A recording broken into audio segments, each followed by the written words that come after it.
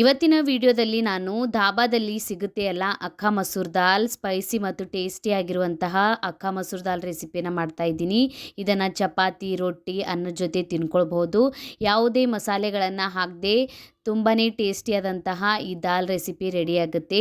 Hi ನಮಸ್ಕಾರ ಎಲ್ಲರಿಗೂ, welcome to my ಚಾನಲನ್ನು ಯಾರು ಹೊಸದಾಗಿ ನೋಡ್ತಾ ಇದ್ದೀರಾ ಪ್ಲೀಸ್ ಚಾನಲನ್ನು ಸಬ್ಸ್ಕ್ರೈಬ್ ಮಾಡ್ಕೊಳ್ಳಿ. ಅಕ್ಕ ಮಸೂರ್ ದಾಲ್ ಮಾಡೋದಕ್ಕೆ ನಾನಿಲ್ಲಿ ಅಕ್ಕ ಮಸೂರ್ ಸಿಗುತ್ತೆ ಅಲ್ಲ, ಇದನ್ನು 2-3 ನೀರ್ಲಿಂದ ವಾಶ್ ಮಾಡ್ಕೊಂಡ್ಬಿಟ್ಟು ರಾತ್ರಿ ಇಡೀ ನೆನೆಸ್ಕೊಂಡಿದ್ದೀನಿ. ನಿಮ್ಮ ಹತ್ರ ಟೈಮ್ ಇಲ್ಲ ಅಂದರೆ ನೀವು 4 ಗಂಟೆನೂ ಇದನ್ನು ನೆನೆಸ್ಕೊಳ್ಬೋದು. ಈಗ ನಾನು ಪ್ಯಾನನ್ನು ಬಿಸಿ ಮಾಡ್ಕೊಂಡ್ಬಿಟ್ಟು ಒಂದು 4 ಟೇಬಲ್ ಸ್ಪೂನಷ್ಟು ಎಣ್ಣೆಯನ್ನು ಹಾಕ್ಕೋತಾ ಇದ್ದೀನಿ. ಎಣ್ಣೆ ಬಿಸಿ ಆಗಿದ್ಮೇಲೆ 1 ಟೇಬಲ್ ಸ್ಪೂನಷ್ಟು ಜೀರಿಗೆಯನ್ನು ಹಾಕ್ಕೊಂಡಿದ್ದೀನಿ.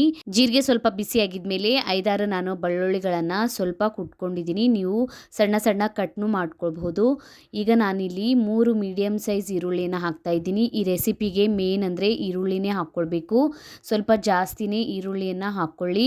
ಈ ಈರುಳ್ಳಿಯನ್ನು ನಾವು ಸರಿಯಾಗಿ ಫ್ರೈ ಮಾಡ್ಕೊಳ್ಬೇಕು. ಎಣ್ಣೆಯಲ್ಲಿ ಸರಿಯಾಗಿ ಬೇಯಬೇಕು. ಈ ರೆಸಿಪಿಯಲ್ಲಿ ಈರುಳ್ಳಿಯಿಂದನೇ ಈ ದಾಲ್ಗೆ ಟೇಸ್ಟ್ ಬರುತ್ತೆ. ಈರುಳ್ಳಿ ಈಗ ಬೆಂದ್ಮೇಲೆ ಎಷ್ಟು ಕಡಿಮೆ ಆಗಿಬಿಟ್ಟಿದೆ ನೋಡಿ, ಈ ಥರ ಫ್ರೈ ಮಾಡ್ಕೊಳ್ಳಿ. ಸರಿಯಾಗಿ ಫ್ರೈ ಆಗಿದ್ಮೇಲೆ ಈಗ ನಾನು ಇದಕ್ಕೆ ಮಸಾಲೆಗಳನ್ನು ಹಾಕ್ಕೋತಾ ಇದ್ದೀನಿ. ಇದಕ್ಕೆ ನಾನು 1.5 ಟೇಬಲ್ ಸ್ಪೂನಷ್ಟು ಖಾರದ ಪುಡಿಯನ್ನು ಹಾಕ್ಕೊಂಡಿದ್ದೀನಿ. 1 ಟೇಬಲ್ ಸ್ಪೂನಷ್ಟು ಉಪ್ಪನ್ನು ಹಾಕ್ಕೊಂಡಿದ್ದೀನಿ. ರುಚಿಗೆ ತಕ್ಕಷ್ಟು ನೋಡಿಕೊಂಡು ಹಾಕ್ಕೊಳ್ಳಿ. ಅರ್ಧ ಟೇಬಲ್ ಸ್ಪೂನಷ್ಟು ಅರಿಶಿಣದ ಪುಡಿ ಹಾಕ್ಕೊಂಡ್ಬಿಟ್ಟು ಈ ಮಸಾಲೆಯನ್ನು ಸ್ವಲ್ಪ ಫ್ರೈ ಮಾಡ್ಕೋತಾ ಇದ್ದೀನಿ.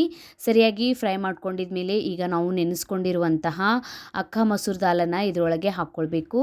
ಹಾಕ್ಕೊಂಡ್ಬಿಟ್ಟು ಈ ಮಸಾಲೆ ಒಳಗೆ ಸರಿಯಾಗಿ ಬೇಳೆಯನ್ನು ನಾವು ಮಿಕ್ಸ್ ಮಾಡ್ಕೊಳ್ಬಹುದು. ಯಾವುದೇ ಮಸಾಲೆಗಳನ್ನು ಹಾಕದೆ ಈ ಅಕ್ಕ ಮಸೂರ್ ದಾಲನ್ನು ಈ ರೀತಿ ಟ್ರೈ ಮಾಡ್ಕೊಳ್ಳಿ, ತುಂಬಾ ಟೇಸ್ಟಿಯಾಗಿ ಬರುತ್ತೆ. ನಾನು ಈ ಬೇಳೆಯನ್ನು ಬೇಯೋದಕ್ಕೆ 1 ಕಪ್ಪಷ್ಟು ನೀರನ್ನು ಹಾಕ್ಕೋತಾ ಇದ್ದೀನಿ. ಬೇಳೆ ಬೇಯುವಷ್ಟು ನೀರನ್ನು ಹಾಕ್ಕೊಂಡ್ಬಿಟ್ಟು ಗ್ಯಾಸ್ ಫ್ಲೇಮನ್ನು ಮೀಡಿಯಮಲ್ಲಿ ಇಟ್ಕೊಂಡ್ಬಿಟ್ಟು ಇದನ್ನು ಸರಿಯಾಗಿ ಬೇಯಿಸ್ಕೊಳ್ಳಿ. ಇದನ್ನು ನೀವು ಕುಕ್ಕರ್ನಲ್ಲಿ ಮಾಡಿದ್ರೆ ಅಷ್ಟು ಟೇಸ್ಟ್ ಬರೋದಿಲ್ಲ. ಈ ಥರ ಪ್ಯಾನಲ್ಲೇ ಮಾಡ್ಕೊಳ್ಳಿ, ಅಂದರೆ ಈ ದಾಲ್ ಟೇಸ್ಟಿಯಾಗಿರುತ್ತೆ. ನೋಡಿ ಈಗ ನೀರನ್ನು ಕಡಿಮೆ ಆಗಿಬಿಟ್ಟಿದೆ, ಬೇಳೆನೂ ಬೆಂದ್ಬಿಟ್ಟಿದೆ. ನಾನೀಗ ಗ್ಯಾಸ್ ಫ್ಲೇಮನ್ನು ಆಫ್ ಮಾಡ್ಕೋತೀನಿ. ಆಫ್ ಮಾಡ್ಕೊಂಡ್ಬಿಟ್ಟು ಇದರೊಳಗೆ ನಾನು ಸ್ವಲ್ಪ ಕೊತ್ತಂಬರಿ ಸೊಪ್ಪನ್ನು ಕಟ್ ಮಾಡಿ ಹಾಕ್ಕೊಂಡಿದ್ದೀನಿ. ಇಷ್ಟೇ ನೋಡಿ, ಸಿಂಪಲ್ಲಾಗಿ ಯಾವುದೇ ಮಸಾಲೆಗಳನ್ನು ಹಾಕದೆ ಈ ರೆಸಿಪಿ ರೆಡಿ ಆಗುತ್ತೆ ಮತ್ತು ತಿನ್ನೋದಕ್ಕೇನು ತುಂಬ ಟೇಸ್ಟಿಯಾಗಿರುತ್ತೆ. ನೀವು ಟ್ರೈ ಮಾಡಿಲ್ಲ ಅಂದರೆ ಒಂದು ಸಲ ಟ್ರೈ ಮಾಡಿ ನೋಡಿ. ಇದನ್ನು ನೀವು ಚಪಾತಿ ರೊಟ್ಟಿ ಅನ್ನ ನಾನ್ ಜೊತೆ ತಿನ್ಕೊಳ್ಬೋದು. ತುಂಬಾ ಟೇಸ್ಟಿಯಾಗಿರುತ್ತೆ.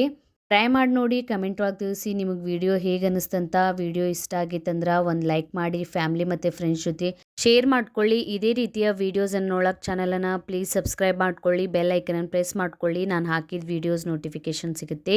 ಇನ್ಸ್ಟಾಗ್ರಾಮ್ ಫೇಸ್ಬುಕ್ಕಿಗೂ ಫಾಲೋ ಮಾಡ್ಕೊಳ್ಳಿ. Thank you for watching.